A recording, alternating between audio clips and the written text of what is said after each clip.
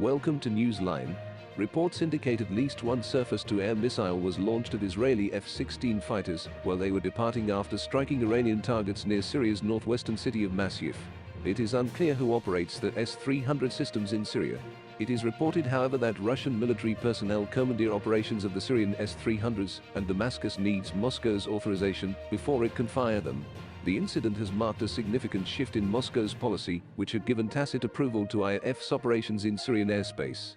Tensions have escalated between Tel Aviv and Moscow due to differences over the war in Ukraine, particularly after reports emerged that Israel is considering sending military aid to Kiev. Israeli officials reportedly attended the US-hosted summit about military aid for Ukraine at Ramstein Air Base in Germany last month. The incident may also indicate that Russia could make things difficult for Israeli fighter jets to operate in Syria, thereby endangering its operations targeting Iranian arms transfers to militants in Syria and Lebanon. According to the reports, the system's radar did not lock onto any of the Israeli aircraft and, therefore, posed no danger to them.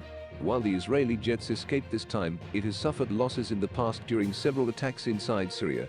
An F-16I Super fighter was brought down by a Syrian S-200 in early 2018, and reportedly there have been other aircraft that have suffered some damage.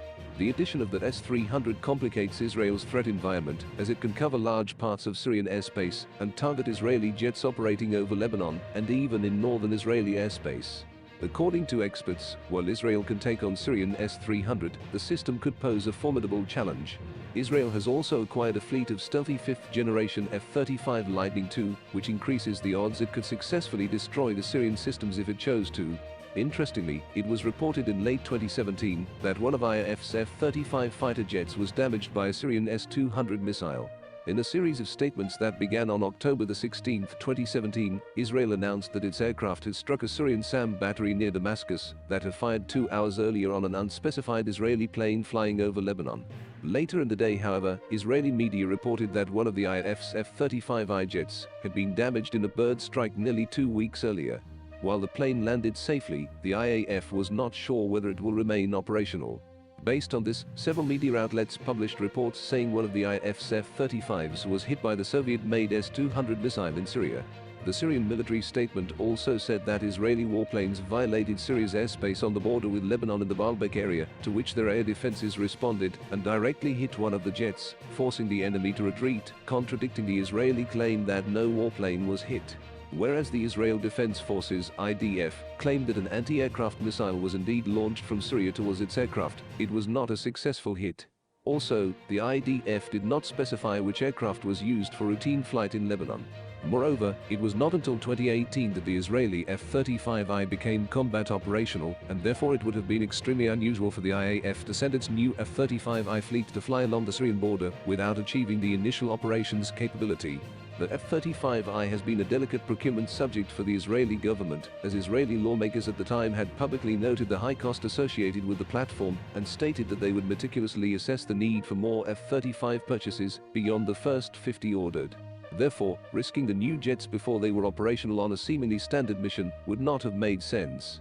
However, considering that Israel has a history of rushing fighters into service for unique operational needs, the possibility that an F-35I was operating over foreign territory cannot also be ruled out. That said, the American-made stealth fighter is arguably the most advanced fighter today, and the Israeli version, the F-35I Adir in particular, is unique and specialized for its requirements. The IAF can externally modify the F-35I and has complete access to the fighter's sophisticated digital architecture, including its electronic warfare and surveillance suite, communications systems, and mission control hardware. The IAF can also install plug-and-play defensive countermeasures, including jamming pods in the fighter that can prevent the S-300 or other Russian-made air defense systems in Syria from locking on. In addition to that, the F-35I features domestically made weapon options, including the Rafale Spy CO GPS-guided bomb and an Israeli-designed cruise missile. Therefore, as per Israeli claims, it appears that F-35s could possibly overcome the S-300 challenge. It is worth recalling that after a Syrian S-200 shot down an Israeli F-16 in 2018, Israel launched a series of retaliatory strikes between 2018 and 2020 that destroyed at least one-third of Syria's air defenses.